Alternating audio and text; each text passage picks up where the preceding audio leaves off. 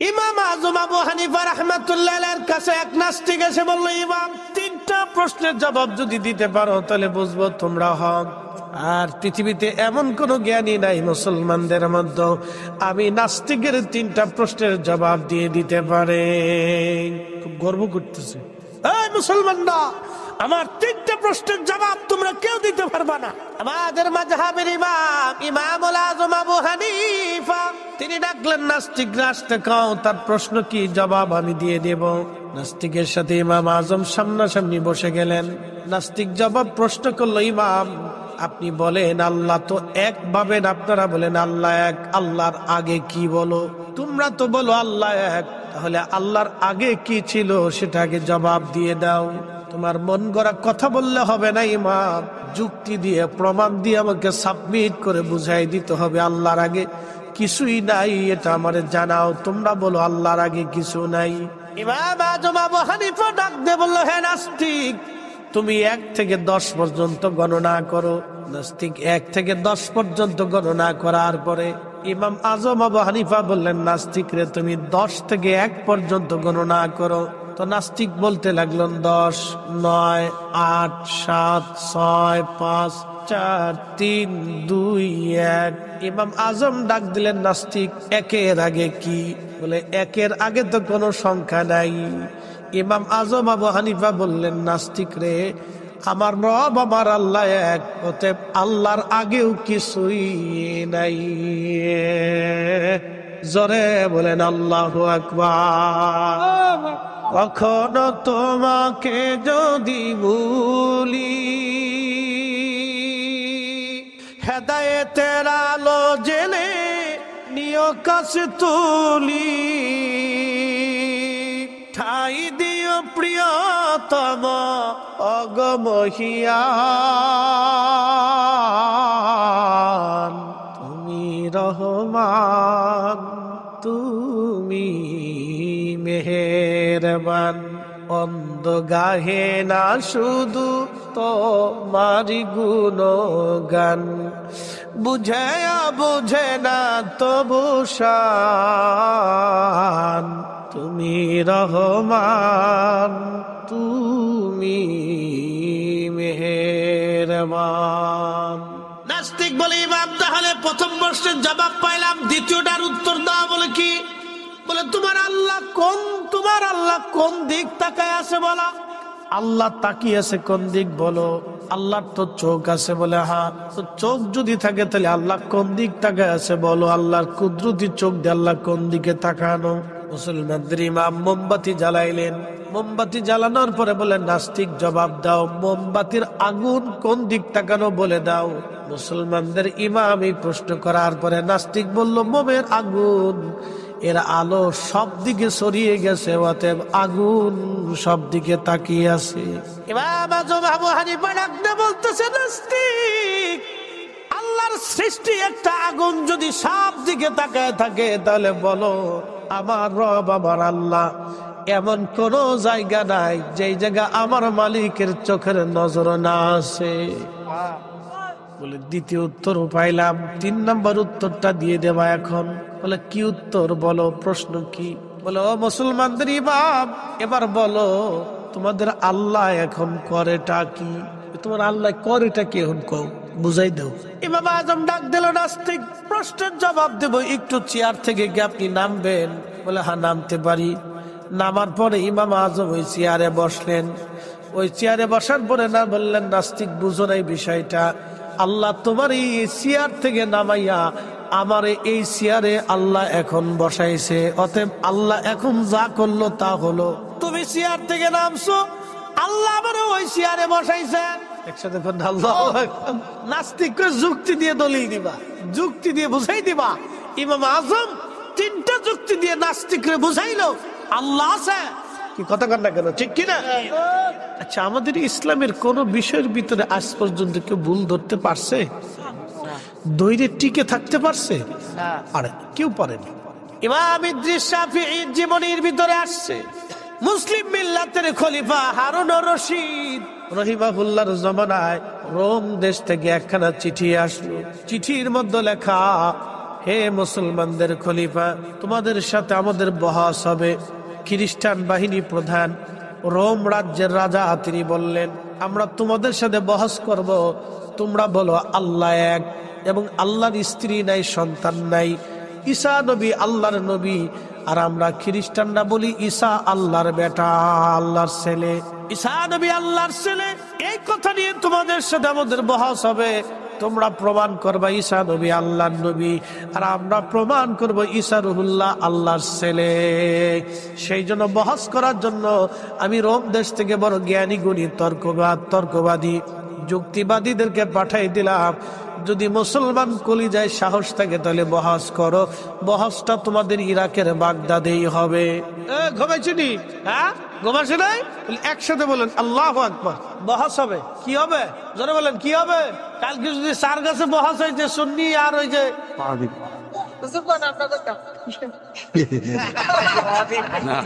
না না আমি বলতেছি সুন্নি গাইরে সুন্নি, ওয়াহাবি করলে অনেকে রাগ করে, তোর দরকার নেই। সুন্নি গাইরে সুন্নি ধরেন, বহস হবে। আমাদের দেশে একদল আছে না, বুকে হাত পেতে নামাজ পড়ে, আসে না নেই? এরা হলো মূল ওয়াহাবি, বুঝছেন নি? তো এই আহলে হাদিসের সাথে ধরেন কালকে বহস হবে। তো বহস দেখার জন্য সবাই যাবে না লোকজন?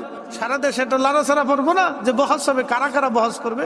তো দুই গ্রুপের ভিতরে ওলামায়ে কেরাম থাকবে, তর্ক যুক্তিবিদ্যা চলবে, দলিল-আদিল্লা নিয়ে বসবে, কারটা সঠিক কারটা বেঠিক এটা দেখার জন্য লক্ষ লক্ষ মানুষ যায়। তো রোম রাজা বহসের জন্য লোক পাঠিয়ে দিয়ে চিঠি লিখে ইরাকের বাগদাদে পাঠিয়ে দিয়েছে, বলে তোমাদের বাগদাদেই বহস হবে। এখন যদি মুসলমানরা বহসে না বসে তাহলে ইজ্জত থাকবো? খলিফা হারুন রশিদ এত বড় মুসলিম মিল্লাতের খলিফা ছিলেন তিনি। বর্তমানে ইরান, এরপরে ইরাক, এরপরে ইয়ামান, ওমান, কাতার, কুয়েত, দুবাই, বাহরাইন, সৌদি আরব, জর্দান, আরব আমিরাত, এরপরে আপনার কি বলে ফিলিস্তিন, এরপরে আপনার সিরিয়া, লেবানন, লিবিয়া, তিউনেশিয়া, মিশর, আলজেরিয়া, নাইজেরিয়া, সুদান, মরক্কো, বাংলাদেশের সমান প্রায় 1000 থেকে 2000 দেশ যত বড় হবে তত বড় রাজ্যের খলিফা ছিলেন খলিফা হারুনুর রশিদ। একবার জোরে বলা যাবে কে মারহাবা। বোনার স্ত্রী টুপি বানাইয়া টুপি সেলাই করে সংসার চালাইতো, আর আমার দেশের বেডি স্বামী বিদেশ থাকলে খালি পাখির মতো উঠতে থাকে।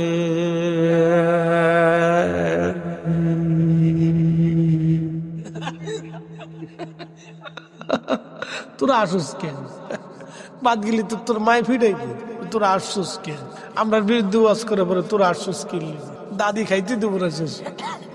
এত বড় মুসলিম মিল্লাতের খলিফার স্ত্রী টুপি সেলাই করে সংসার চালাইতো। সৌদি আরবে যদি যান, আরাফাতের মাঠ থেকে একটা নহর আছে, নহর জুবাইদা। নহরে জুবাইদা 25 কিলোমিটার ব্যাপী পাহাড়ের পাদদেশ দিয়ে পাহাড় কেটে কেটে কেটে কেটে নহর বানিয়ে দিয়েছিলেন। 25 কিলোমিটার দূরে একটা ঝর্ণা ছিল, ওই ঝর্ণা থেকে একটা নহর তৈরি করে দিলেন জুবাইদা, যাতে পানি পান করতে কষ্ট না হয়। আর আরাফাতের দিন আসার আগে এই নহর চালু করে দেয়া হতো। ওই ড্রেন বে বে বে বে নহর বে বে 25 মাইল দূর থেকে পানি আসতো। 25 মাইল লম্বা করে তৎকালীন সময়ে কোটি কোটি টাকা খরচা দিয়ে পৃথিবীর সবচেয়ে বড় বিজ্ঞ ইঞ্জিনিয়ার এনে নহর বানানো হলো। এই নহরটা এখনো আছে, নাম নহরে জুবাইদা। হাজিদের খেদমতের জন্য একসাথে বলবেন আল্লাহু আকবার। কাদের খেদমতে? হাজিদের। হাজিদের খেদমতে সেই মহিষী নারী নহরে জুবাইদা বানিয়ে দিলেন, এখনো আছে সেই জুবাইদা নহর। এত বড় পরহেজগার ছিলেন, তাহাজ্জুদ কাজা করতেন না। আর আমাদের দেশের কত নেতা পাতার বউ যদি হয়, ডিসিএসপির বউ যদি হয়, তাহলে হেতে গেলে আকাশ দিয়ে উড়ে উড়ে বাপের সাথে বাপের সাথে ভাও বেশি। হ্যাঁ, কথা কর না কেন? উড়ে ভাও তার বাপরে বাপ। তার বাবার ছুটি এটা বড় double DC, double AC bed আছে, বেডির পাওয়ার বেশি। কি কথা কর না কেন? সাতা পৃথিবীর এত বড় রাজ্য শাসকের স্ত্রীর কোন দামাক নাই। একসাথে বললেন মারহাবা। এখনো মানুষ জুবাইদাকে স্মরণ করে, একজন নারী, তারপরে মানুষ তার গুণগান করে। কত জুবাইদা এ দেশে আছে, জুন না থাকে একদিকে, জুবাইদা থাকে আর একদিকে। কি কথা কর না কা? বহু জুবাইদার উন্না একদিকে, জুবাইদা আর একদিকে। উন্না ফিসে জুবাইদা সামনে। জুবাইদা কষ্ট হইতেছে আপনাদের বুঝতে, বুঝে যাবে। মানুষ হৃদয়ে স্মরণ করে, আল্লাহ স্মরণ করানোর ব্যবস্থা করে দেয়। একজন নারীকে এখনো মানুষ স্মরণ করি, এত বড় মিল্লাতের খেলাফতের খলিফার স্ত্রী হওয়ার বড় মানুষ তাকে স্মরণ করে, কারণ মহানুভব ব্যক্তি ছিলেন। খলিফা চিন্তায় পড়ে গেলেন, এত বড় সাম্রাজ্য আমার বিরুদ্ধে বহাসে ডাক দিয়েছে, কে এই বহাসের দায়িত্ব দিবে, কাকে দায়িত্ব দেওয়া যায়? সবাই চিন্তিত, হায় হায় যদি মুসলমান পরাজিত হয় তাহলে মুসলমানের ইজ্জত আর থাকবে না। চিন্তা করিয়া সব চিন্তিত, খুব কষ্টে খলিফা উজির আজমকে বললেন, উজির কাকে দায়িত্ব দেয়া? উজির বললেন, চিন্তা করবেন না, মুসলমানদের একজন ইমাম আছে, তার নাম ইমাম আবু ইদ্রিস আশ-শাফিঈ, তিনি ফিলিস্তিনের বাইতুল আকসার ইমাম, ওনাকেই দায়িত্ব দিলে উপযুক্ত মনে হবে। ওনার চাইতে বড় আলেম বর্তমান পৃথিবীতে আর একজনও নাই। একবার জোরে বলা যাবে কি আল্লাহু আকবার। তেলের গাড়ি তেলে চলি, হাওয়ার গাড়ি হাওয়ায় উড়ে, বিনা তেলে চালাই গাড়ি নবী সুলাইমান, আমরা সেই মুসলমান। ঠিক কিনা? মসজিদে জুতা চুরি করি, ফ্যান চুরি করে, টেহা চুরি করে, আমার মসজিদ থেকে গিরিল কেটে, জানলা কেটে, মসজিদের আলমারি 3 তালা কেটে চোরে টেকা লই গেছে। মুতল্লি সাহেব কাকে, হুজুর একটু দোয়া করেন যে চোরে টেহা ফেরত দিয়েছে। আমি বললাম যে মুতল্লি সাহেব মনে কিছু নিয়ে না, যে চোরে গিরিল কাটছে, 3 তালা কাইটে চুরি করছে, দোয়াতে মনে হয় চোরে টেহা ফেরত দিত না। এ খুব মারাত্মক চোর। কি চোরের চোর আপনি চিন্তা করেন? 23 চোর, বাপরে বাপ, কেমনে চুরি করছে মসজিদের টাকা? আরে মানুষ, বাজার বহুদিন আগের কথা, তখন আমি ফাজিলে পড়ি আসি কি সাপ, ফাজিল থেকে তখন ফাজিল আমার মানে শয়তান ময়তান বুঝেন না, কিন্তু ফাজিল একটা শ্রেণী আছে আরবিতে, ফাজিল মানে সম্মানিত। আমরা দেশে ফাজিল হয়েছেন গালি, কাদর বেটা ফাজিল কোথাকার। ফাজিল না, ফাজিল শব্দের অর্থ হলো সম্মানিত। মারহাবা কর, ফাজিল শব্দের অর্থ কি? জোরে কর না, সম্মানিত। কিন্তু আমরা গালি বানাইছি, দূর ফাজিল, দূর ফাজিল কোথাকার। ফাজিল মানে গালি টালি না, ফাজিল মানে সম্মানিত। আমি ফাজিলে পড়ি, অর্থাৎ বিয়ে শেষ পর্যায়ে, তখন তো ওয়াজ করি। তো তখন ওয়াজ করলে 100 টাকা, 150 টাকা, 200 টাকা, 500 টাকা দিলে মনে হইতে যে দুনিয়া পেয়ে নিয়েছে। তো অনেকে আবার টাকা পয়সা না দিয়ে বলতে যে হুজুর জান গে, পরে দেখা করবানি। তো তার সাথে তার জীবনে দেখা সাক্ষাৎ আর হয় নাই, বুঝতে পারছেন? তো ওই সময় বহুত কষ্ট করিয়া 1600 টাকাতে একজনের জুতা কিনছিলাম বাটার থেকে। তো চিন্তা করলাম, তখন তো বিয়ে থা করি না, একটু পাঙ্কু চুঙ্কু করিয়া এই জুতা মোতা পাই দিয়ে বাবুব দিয়ে স্টেজে উঠছি। তো জুতা নিচে রাইখে এই ওয়াজ নসিহত করে দোয়া খায়ের করে নিচে নামছি, নামে দিয়ে আমার জুতাই নেই। এই মাইক ধরে গেলাম, তোকে আল্লাহর দোহাই লাগে ভাই, তোকে আল্লাহর খুদার দোহাই লাগে, তোরা আমার জুতা জোড়া দিয়ে যাবে, গরিব মানুষ, আর জীবনে জুতা দেয় নাই। পরে একজনে কয়, হুজুর আমার চিরা প্লাস্টিকের স্যান্ডেল আছে, লয়ে যান গে। যাক, তাও বালা, তো দেন। পরে সিরা জুতা ধরে লয়েছি, এরপরে তার দামি জুতা কিনি না, 400 টাকা, 500 টাকা, 150 টাকা। হজ করে এসেছি 150 টাকার স্যান্ডেল দিয়ে, বিশ্বাস করতে পারবে? সারা মক্কা মদিনা ঘুরে টুরে চলে এসেছি, ভারতেও গেছি 150 টাকার স্যান্ডেল পাইতে। যাও চুরি করবি তোরা, লয়ে যাগে, যা, কোনো অসুবিধা নেই। মানুষ অনেকে চিন্তা করে, কিন্তু হুজুরের গাড়ি দামি, হুজুর দামি, কিন্তু জুতাও তাকে চোরে লয়ে যাবি, জায়গা, অসুবিধা নেই। ওই জীবনে শিক্ষা হয়েছে। এরপর তার দামি জুতা ফিরে আমি কোনোদিন মাহফিলে যাইনি। আমরা মুসলমান, চিন্তা করতে পারছেন? আল্লাহু আকবার। এ ভাই আমার মনোযোগ দিবেন, ইমাম আবু ইদ্রিস আশ-শাফিঈ বহাসের প্রধান হবে হুজুর। খলিফা বললেন, তাড়াতাড়ি তার চিঠি পাঠাও। চিঠি পাঠাই ইমাম আজম, চিঠি পাঠাই ইমাম শাফিঈ ইরাকের বাগদাদে আনো। ফিলিস্তিনের চিঠি পাঠানো হলো। বার্তাবাহক চিঠি নিয়ে ইমাম শাফিঈ রাহিমাহুল্লাহর কাছে যায় চিঠি পাঠালেন। পরে খলিফা লাগছে, ইমাম শাফিঈ, আমি বাগদাদের খলিফা হারুন রশিদ, রোম দেশ থেকে একখানা চিঠি আসছে, আমাদের সাথে তারা বহস করতে চায়। বহসের বিষয় হচ্ছে তারা প্রমাণ করবে ঈসা আলাইহিস সালাম আল্লাহর ছেলে, আর আমাদের প্রমাণ করা লাগবে ঈসা আল্লাহর নবী। ঘোষণা দিয়ে তারা সুদূর রোম দেশ থেকে জ্ঞানী গুণী তর্কবাদী এবং যুক্তিবাদীদেরকে নিয়ে তারা রওনা হয়ে গেছে। বহস হবে ইরাকের বাগদাদে। মুসলমানদের ইজ্জত এই বহসে যদি মুসলমান হেরে যায়, খলিফা বলতেছে ইমাম শাফিঈ, তাহলে সারা জীবন মুসলমান খ্রিস্টানদের কাছে মাথা নত করে থাকবে। ইমাম আপনি চিঠি পাওয়ার পরে দেরি করবেন না, চলে আসেন।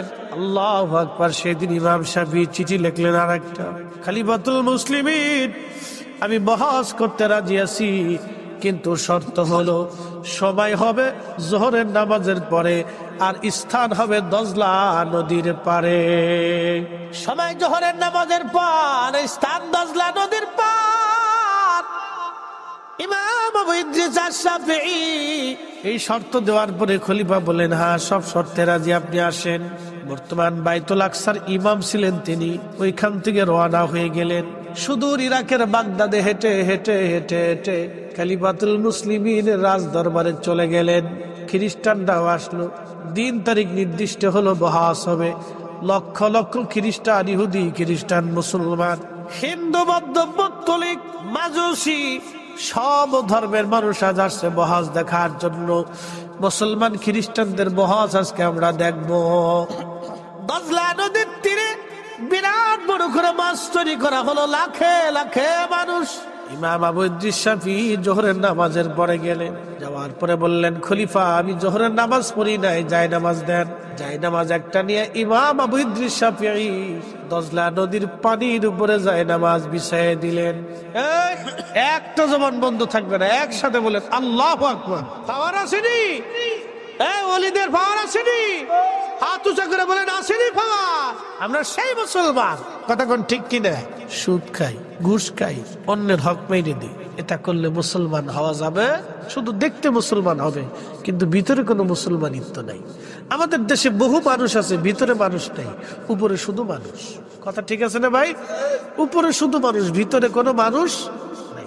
দেখতে শুধু মানুষ, কিন্তু ভিতরে মানুষ নাই। শুনিয়া যান হাতুরাবাসী,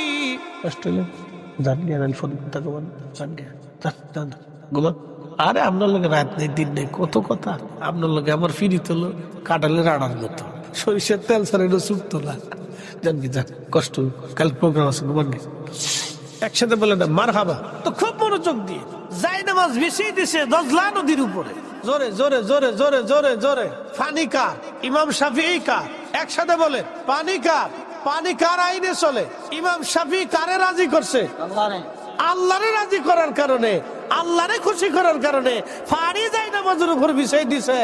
যাই নামাজের উপর বিছাই দিয়া যাই নামাজের উপর দাঁড়াইয়া দজলা নদীর মাঝখানে যাইয়া নামাজ পড়া শুরু করছে। পাওয়ার আসেনি? মুসলমানদের পাওয়ার আসেনি? মুসলমানের ধর্ম ঠিক নেই? এই দেখেন খ্রিস্টানরা চিন্তা করে, হাই হাই খাল লগে বহাস করতেছি। বহাস দেখা বাদ দিয়ে লক্ষ লক্ষ মানুষ ইমাম আবু ইদ্রিস শাফিঈর দিকে ঘুরিয়া ইমাম আবু ইদ্রিস শাফিঈর দিকে তাকায় রয়েছে। তিনি দজলা নদীর মাঝখানে যোহরের নামাজ পড়লেন। নামাজ শেষ করার পরে ইমাম আবু ইদ্রিস শাফিঈ ডাক দেয়, খ্রিস্টানরা কারা বহাস করতেছ আমার সাথে আসো। আমি ইমাম আবু ইদ্রিস শাফিঈ যাই নামাজ বিছাইয়া নদীর মাঝখানে নামাজ পড়লাম। তোমাদের যদি কলিজায় সাহস থাকে তোমরাও যাই নামাজ বিছাইয়া নদীর মাঝখানে চলে আসো। আজকে স্টেজে বহাস হবে না, আজকে নদীর মাঝখানে বহাস করব। তোমরা প্রমাণ করবা ঈসা রুহুল্লাহ আল্লাহর বেটা, ছেলে সন্তান, আর আমি প্রমাণ করবো ঈসা রুহুল্লাহ আল্লাহর নবী। তোমরা আসো যদি কলিজায় সাহস থাকে, যাই নামাজ নিয়ে বিছাইয়া নদীর মাঝখানে আসো। আজকে নদীর মাঝেই তোমার সাথে বহাস হবে। আর আসেনি কেউ? কথা কথা কেন আসেনিও? খ্রিস্টানদের যে মুবাহিস প্রধান, সে করজোরে বলতেছে, হুজুর আর বুঝার বাকি নেই, হুজুর আপনি চলে আসেন, বহাস আর করবো না। যেই কালেমা, যেই ঈমান, যেই কোরআন, যেই আল্লাহ, যেই নবী, তার আনিত বিধানে ঈমান আনিয়া কালেমা পড়িয়া ইবাদত করিয়া আল্লাহ রসুলকে খুশি করিয়া পানির উপরে যাই নামাজ বিছায় নদী নামাজ পড়তে পারেন আপনি। এতটা ঘন্টা নদী আপনাকে বাসায় রাখলো, এত মানুষ সচক দিয়ে দেখতেছে, যেই পানি আপনার বাধ্য হয়ে গেল, কারণ আপনি মালিক আল্লাহকে বাধ্য করলেন। ওই ঈমান, ওই আকীদা, ওই বিশ্বাসী সত্য আমাদের আর বুঝার বাকি নাই। মুসলমানরাই সঠিক, আমরা খ্রিস্টানরা বেঠিক। আপনি স্টেজে চলে আসেন, আমরা সব খ্রিস্টানরা কালেমা পড়ে আজ মুসলমান হয়ে যাব।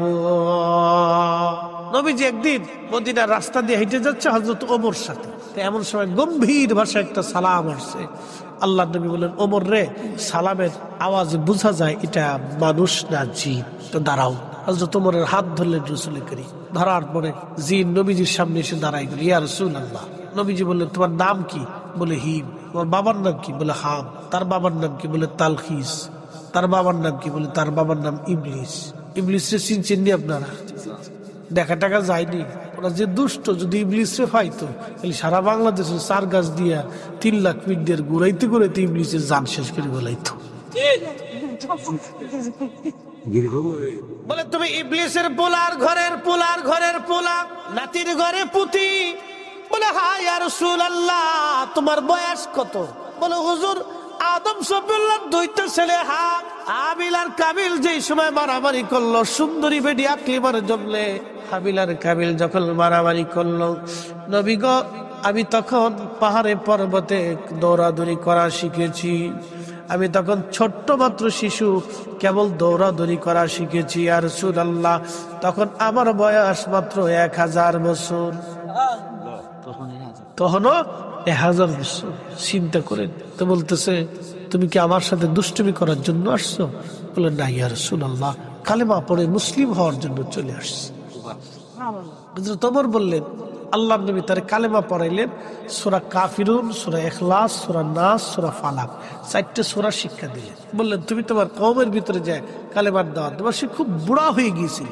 আল্লাহ নবী বললেন, ওমর বললেন, এরপর আর কোনোদিন আসছে কিনা আমি জানি না। ভাইরা মনোযোগ দিবেন। জিনদের সাথে আল্লাহর কোনো প্রেম হলো না, কারণ জিনদের ভিতরে কোনো অলি পাবেন না। কি কথা কন না কেন? আসেনি? জিনদের ভিতরে কোনো অলি নাই। জিনদের ভিতরে যদি অলি থাকতো তাহলে জিনদের ভিতরে হুজুর গাউসে পাক একজন পাওয়া যেত। জিনদের মধ্যে কোনো অলি নাই। জিনদের ভিতরে খাজা বাবা আজমিরি নাই। জিনদের ভিতরে শাহজালাল নাই, শাহপরান নাই, শাহ মাকদুম নাই, শাহ আলী মুগদাদি নাই। জিনদের মধ্যে কোনো অলি নাই। যত অলি সব মানুষের ভিতরে। একসাথে বলে আল্লাহু আকবার। আমাদের দাম বেশি।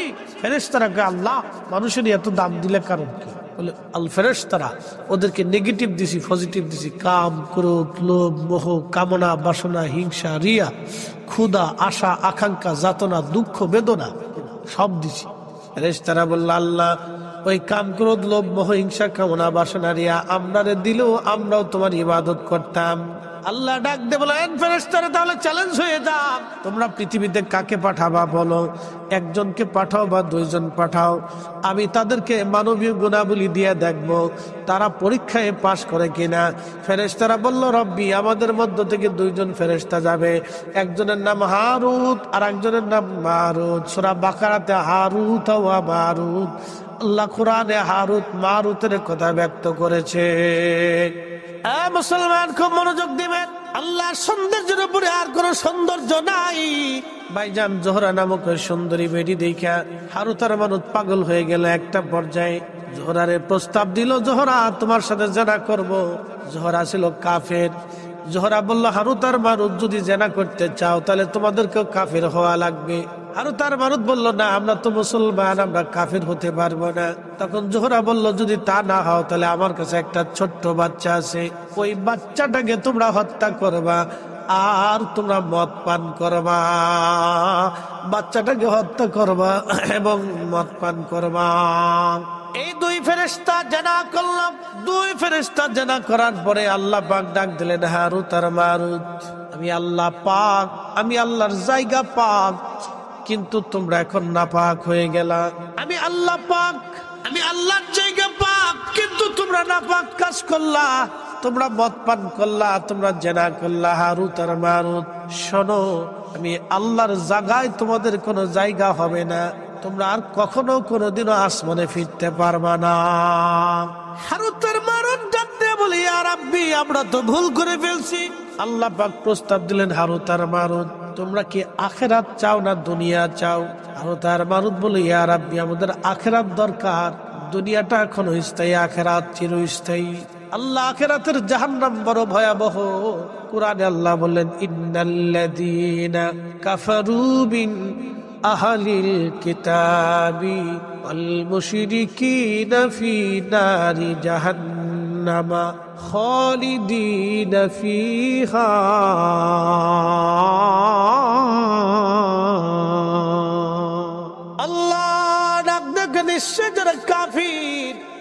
কিতাব অবিশ্বাসী মুশরিক, আমি আল্লাহর সাথে যারা শিরিক করে, আল্লাহ ডাক দিয়ে বললেন তারা জাহান্নামে থাকবে চিরদিন, চিরস্থায়ী ভাবে তারা জাহান্নামে থাকবে, কখনো কোনদিনও তারা জাহান্নাম থেকে বের হতে পারবে না, কোনদিন জাহান্নাম থেকে তারা বের হতে পারবে না। কিন্তু কেউ যদি ঈমান নিয়ে কবরে যায়, একদিন না একদিন লাঠি চাবর পিটনি পুটনি শাস্তি রিমান্ড খাওয়ার পরে আল্লাহ তাদেরকে জাহান্নাম থেকে বের করে নিয়ে আসবে আমার রসুলের সুপারিশে। আসতে হয়ে গেল না? জোরে বলবেন।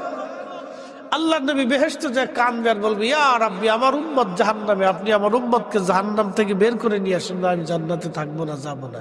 আল্লাহ বলবে, হাবিব আপনার উম্মত বাছাই করে নিয়ে আসেন। তখন এই জাহান্নাম থেকে বের করতে থাকবে, বের করতে করতে করতে করতে করতে করতে করতে করতে 2-1 বছর যাইতো না। আপনারা ভাইবেন না যে 3-4 দিন রিমান্ডে দিব, 2-3 দিন লাঠি চাবর পিটিনি পুটিনি দিয়ে সাইডে দিব, তা কিন্তু না, বলে দিয়ে যায় কতদিন লাগবে। তারুজুল মালাইকাতু ওয়ার রূহু ইলাইহি ফি ইয়াউমিন কানা মিকদারুহু 50 আলফ সানা। 1 সেকেন্ড করে 60 সেকেন্ড 1 মিনিট, 1 মিনিট করে 60 মিনিট 1 ঘন্টা, 1 ঘন্টা করে 24 ঘন্টায় দিন রাত, 24 ঘন্টার দিন ও রাত্রে, 365 দিন একটা বছর, এক এক বছর করে 50,000 বছর। যত বড় হবে হাসরের একটা দিন হবে তত বড়, একটা দিন হবে তত বড়। সেই দিনের কত হাজার শত বছর পার হবে আমরা জানি না গো, জানি না।